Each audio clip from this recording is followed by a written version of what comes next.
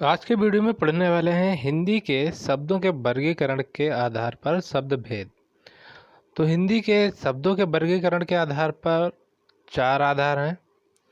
पहला है उत्पत्ति, स्रोत या इतिहास। सेकंड है व्युत्पत्ति, रचना, बनावट। थर्ड है रूप, प्रयोग। और यहाँ पे आ जाएगा व्याकरणिक विवेचन। चौथा हो जाएगा अर्थ। तो फर्स्ट है स्रोत। इतिहास के आधार पर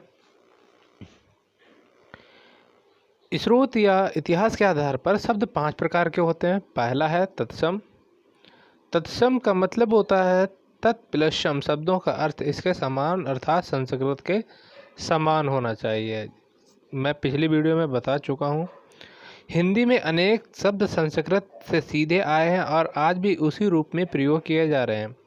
अतः संस्कृत के ऐसे शब्द जिन्हें हम ज्यों का त्यों प्रयोग में लाते हैं या प्रयोग करते हैं उन्हें तत्सम शब्द कहते हैं। जैसे अग्नि, वायु, माता, पिता, प्रकाश, पुत्र, पत्र आदि। और यहाँ पर जैसे हम लोग नेत्र ज्योति ड्राप पर सुना होगा, नेत्र ज्योति ड्राप। तो नेत्र क्या है? ये भी संस्कृत का शब्द है। आँख हिंदी शब्द है। तद्भव, तद्भव क्या होते हैं?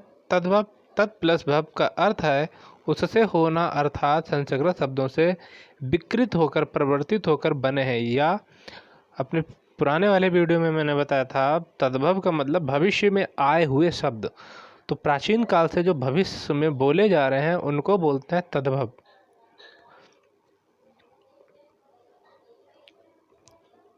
हिंदी में अनेक शब्द ऐसे हैं जो निकले तो संस्कृत से पर प्राकृत अपभ्रंश पुरानी हिंदी से गुजरने के कारण बहुत बदल गए हैं। अतः संस्कृत के जो शब्द प्राकृत या अपभ्रंश पुरानी हिंदी आदि से गुजरने के कारण आज परिवर्तित रूप में मिलते हैं तद्भव शब्द कहलाते हैं। तो यही है कि आगे भविष्य में आने वाले शब्दों को ही तद्भव कहते हैं। यहाँ पे जो भा बना है तद्भव के बाद भा, तो भा का मतलब भविष्य में जो आगे बोले जाएंगे या बदलते जा रहे हैं इनको बोलते हैं तद्भव। और पीछे दे रखा था संस्कृत वाला तत्सम। तो यहाँ पे जो तत् के बाद सम बना है तो सा से समझ जाइए कि संस्कृत। तो जो संस्कृत के शब्द थे समकालीन उनको आज चेंज किया गया। तो यहाँ पर संस्कृत, प्राकृतिक और हिंदी। संस्कृत में उज्ज्वल है तो उज्ज्वल को प्राकृतिक भाषा में उज्जल और हिंदी में उजाला। ऐसे ही संस्कृत में कर्पूर, कपूर और हिंदी में कपूर कहते हैं। संस्कृत में संध्या, प्राकृत भाषा में से सांझा या हिंदी में सांझ। संस्कृत में हस्त, प्राकृत भाषा में हस्त और हिंदी में हाथ। तो देशज देशी भाषा को कहते हैं। देश, देश प्लस जा शब्द का अर्थ है देश में जन्मा, अर्थात ऐसे शब्द जो क्षेत्रीय प्रभाव के कारण परिस्थिति में व आवश्यकता अनुसार बनकर प्रचलित हो गए हैं देश या देसी भाषा शब्द कहलाते हैं। जैसे थैला, गड़बड़, टट्टी, पेट, पगड़ी, लोटा, टांग, ठेठ आदि। यहाँ पर हम गोबर भी कह सकते हैं। उसके बाद विदेशज या विदेशी आगत। आगत मीन्स होता है आने वाला। तो विदेशज या विदेश प्लस जा जो यहाँ शब्द का अर्थ है विदेश में जन्मा। आगत का अर्थ आया हुआ। हिंदी में अनेक शब्द ऐसे हैं जो हैं तो विदेशी मूल से पर परस्पर संपर्क के कारण यहाँ प्रचलित हो गए। अतः अन्य देश की भाषा से आए हुए शब्द विदेशी शब्द कहलाते हैं। विदेशी शब्दों में से कुछ को तो ज्यों का त्यों अपना लिया गया और कुछ ऐसे शब्द थे जिनको हमने चेंज करके कहा। जैसे है ऑर्डर, कंपनी, कैंप, क्रिकेट इत्यादि। और कुछ को हिंदीकरण या तद्भवीकरण करके अपनाया गया है। ऑफिसर को अफसर कहा गया है, लेटरन्स को लालटेन कहा गया, हॉस्पिटल को अस्पताल, कैप्टन को कप्तान। ऐसे इत्यादि बहुत से शब्द हैं जिनको कहा गया है। हिंदी में विदेशी शब्द मुख्यतः 2 प्रकार के होते हैं। मुस्लिम शासन के प्रभाव से आए अरबी फारसी आदि शब्द या यूरोपीय कंपनियों के आगमन व ब्रिटिश शासन के प्रभाव से आए अंग्रेजी आदि शब्द। हिंदी में फारसी शब्दों की संख्या लगभग 3500 और अंग्रेजी शब्दों की संख्या लगभग 3000 एवं अरबी शब्दों की संख्या लगभग 2500 है। अधिक प्रचलित वर्ग के विदेशी शब्द हैं।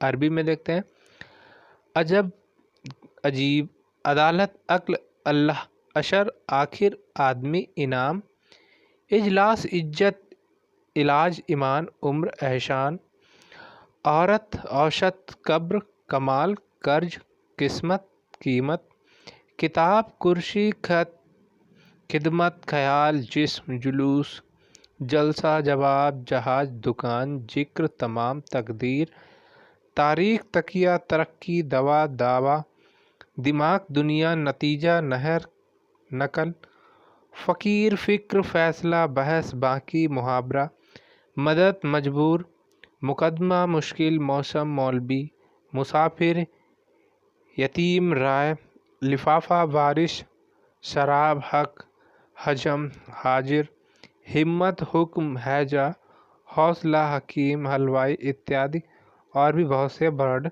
या शब्द हैं जो अरबी भाषा से लिए गए हैं।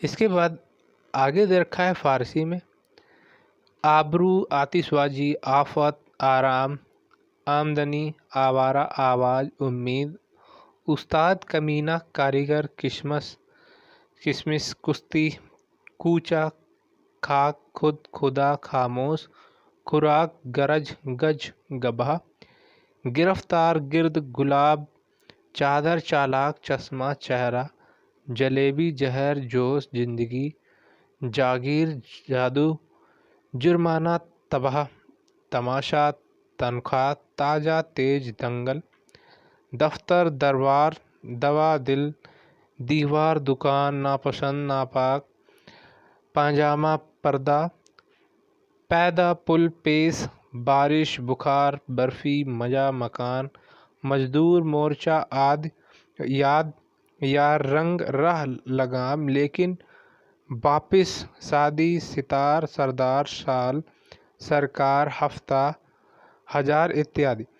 अंग्रेजी से आए हुए शब्द हैं अपील, कोर्ट, मजिस्ट्रेट, जज, पुलिस, टैक्स, कलेक्टर, डिप्टी, अफसर, board, pension, copy, pencil, pen, pin, paper, library, school, college, अस्पताल, doctor, compounder, nurse, operation, ward, plague, malaria, cholera, hernia, diphtheria, cancer, coat, collar, pant, पतलून, hat, bush shirts, sweater, hat, boot, jumper, blouse, cup, plate, jug, lamp, gas, माचिस, cake, toffee, biscuit, toast, chocolate, jam, jelly, train, bus, car, motor, lorry, scooter, cycle, battery, brake, engine, union, rail, ticket, parcels, post card, money order, station, office, clerk, guard इत्यादि। कम प्रचलित वर्ग के विदेशी शब्द हैं। इस वर्ग के विदेशी शब्दों में प्रत्येक की संख्या 100 के आसपास है। जैसे तुर्की से आए हुए हैं वो कम से कम, ये भी हमारे फॉरेन कंट्री के ही शब्द हैं। उर्दू, बहादुर, अजबक, तुर्क, कुर्ता, कलंगी, कैंची, चाकू, काबू, कुली, गलीचा, चकमक, चिक, तमगा, तमंचा, ताश, तोप, तोपची, दरोगा, बावर्ची, बेगम, चम्मच, मुचलका, लाश, सौगात, बीबी, चेचक, सुराग, बारूद, नागा, कुर्ता, कूच, कुमुख, कुर्क, लाश, खच्चर, सराय, गनीमत, चोंगा इत्यादि। पश्तो, पठान, मटर, गश्ती, गुंडा, तड़ाक, खर्राटा, तहस नहस, टसमस, खचड़ा, अखरोट, चकचक, पटाखा, डेरा, गटागट, गुलगपाड़ा, उसके बाद कलूटा, गड़बड़, हड़बड़ी, अटकल, बाढ़, भड़ास इत्यादि। पुर्तगाली से आए हुए शब्द हैं अनानास, अलमारी, आलपिन, आया, स्त्री, इस्पात, कमीज, कमरा, कर्नल, काच, काफ़ी, काजू, गमला, गोभी, गोदाम, चाबी, तौलिया, पपीता, नीलम, नीलाम, पादरी, फीता, बाल्टी, बोतल, मिस्त्री, संतरा इत्यादि। अत्यंत कम प्रचलित वर्ग के विदेशी शब्द हैं फ्रांच से फ्रांसीसी या फ्रेंच, काजू, कारतूस, कर्फ्यू, कूपन, अंग्रेज, लाम, फ्रांस, फ्रांसीसी, बिगुल इत्यादि और डच लैंग्वेज से आए हैं। तुरुप ताश में होता है, बम टांगे का इत्यादि। रूसी, roubles, tsar, MiG, vodka, Soviet, Sputnik आदि। चीनी से चाय, लीची, चीकू, चीनी इत्यादि। जापानी से रिक्शा, सायोनारा इत्यादि। संकर शब्द किसे कहते हैं? दो भिन्न स्रोतों से आए शब्दों के मेल से बने नए शब्दों को संकर शब्द कहते हैं। जैसे छाया प्लस दार छायादार हो जाएगा। दो भिन्न भिन्न स्रोत दे रखे हैं, तो पहला देखो छाया संस्कृत है, दार फारसी है, तो इस प्रकार से छायादार एक संकर शब्द है। पान हिंदी का है, दान फारसी है, तो इन दोनों को मिलाकर पानदान हो जाएगा। रेल इंग्लिश का वर्ड है, गाड़ी हिंदी का वर्ड है, मिलाने पर रेलगाड़ी हो जाएगा। सील अंग्रेजी है, प्लस बंद फारसी है, सील बंद संकर शब्द बन जाएगा। इसके बाद है रचना बनावट के आधार पर। रचना या बनावट के आधार पर शब्द तीन प्रकार के होते हैं। रूढ़, जिन शब्दों के सार्थक खंडन ना हो सकें और जो अन्य शब्दों के मेल से ना बने हो उन्हें रूढ़ शब्द कहते हैं। इसे मौलिक या अयौगिक शब्द भी कहा जाता है। जैसे चावल शब्द का यदि हम खंडन करते तो चा प्लस बल या चाप प्लस ला हो तो निरर्थक खंड हो जाएंगे। चावल शब्द रूढ़ शब्द है। अन्य उदाहरण दिन, घर, मुंह, घोड़ा आदि। क्योंकि यहाँ पे चा प्लस बल जैसे हमने लिया है तो चा का कोई अर्थ नहीं होता, बल का भी कोई अर्थ नहीं होता है। यौगिक शब्द क्या होते हैं? यौगिक शब्द का अर्थ मेल से बना हुआ जो शब्द दो या दो से अधिक शब्दों से मिलकर बनता है उसे यौगिक शब्द कहते हैं। जैसे विज्ञान, बी प्लस ज्ञान, तो विज्ञान बना है सामाजिक, समाज प्लस एक से तो सामाजिक हो जाएगा। इसके बाद है विद्यालय, विद्या प्लस आले, राजपुत्र राजा का पुत्र, ये सब हो जाएंगे यौगिक शब्द। जो संधि विच्छेद या समास विग्रह से बनते हैं वो सभी यौगिक शब्द हैं। यौगिक शब्दों की रचना तीन प्रकार से होती है, उपसर्ग से, प्रत्यय से और समास से। योग रूढ़ शब्द कौन से होते हैं? वे शब्द जो यौगिक तो होते हैं परंतु जिनका अर्थ रूढ़ विशेष अर्थ हो जाता है, योग रूढ़ शब्द कहलाते हैं। यौगिक होते हुए भी ये शब्द एक इकाई हो जाते हैं, यानी कि ये सामान्य अर्थ को न प्रकट कर किसी विशेष अर्थ को प्रकट करते हैं।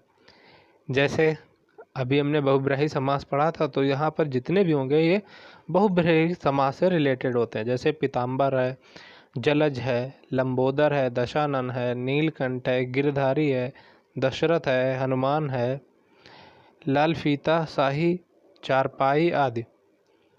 तो पहला जैसे यहाँ पर है पीताम्बर, पीले हैं जिसके अंबर। दूसरा हो जाएगा जलज, जल में जो पैदा हुआ है। लंबोदर, लंबा है जिसका पेट।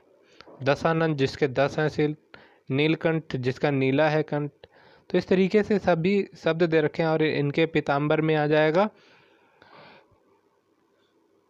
पीताम्बर में कृष्ण जी, जलज में कमल, लंबोदर में आ जाएगा गणेश, दशानन में हो जाएगा रावण और नीलकंठ में शंकर जी। ऐसे पीताम्बर का अर्थ यहाँ पर दिया गया पीला वस्त्र, किंतु यह विशेष अर्थ है जैसे श्री कृष्ण के लिए प्रयुक्त होता है। इसी तरह जलज का जल से जन्मा, किंतु यह विशेष अर्थ में केवल कमल के लिए प्रयुक्त होता है। जल में जन्मे किसी वस्तु को हम जलज नहीं कह सकते। बहुब्रीहि समास के सभी उदाहरण योग रूढ़ शब्द के उदाहरण हैं। नंबर 3, रूप और प्रयोग के आधार पर। प्रयोग के आधार पर शब्द दो प्रकार के होते हैं। विकारी शब्द, वे शब्द जिसमें लिंग, वचन व कारक के आधार पर मूल शब्द का रूपांतरण हो जाता है विकारी शब्द कहलाते हैं। लड़का पढ़ रहा है तो लड़का यहाँ पर जो पढ़ रहा है तो लिंग परिवर्तन लड़की पढ़ रही है। लड़का दौड़ रहा है तो वचन परिवर्तन लड़के दौड़ रहे हैं।